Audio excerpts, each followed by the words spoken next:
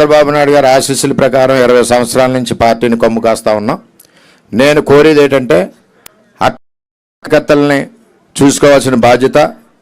రెండవది, మా నియోజకవర్గానికి సంబంధించి పురుషోత్తపట్నాన్ని తిరిగి ప్రారంభించడం, అలాగే ఏలేరు ఫేజ్ 2 శంకుస్థాపన చేసి చంద్రబాబు నాయుడు గారు చేసింది ఆగిపోవడం వల్ల రైతులు 2 పంటలు పండట్లేదు. వాటి సార్ని అడిగాను, సార్ కూడా చెప్తారని తెలియజేస్తాను. చంద్రబాబు నాయుడు గారిని నా సీటు జనసేనకి ఇచ్చినప్పుడు నేను చంద్రబాబు నాయుడు గారు పిలవడం జరిగింది, నేను వెళ్ళడం జరిగింది.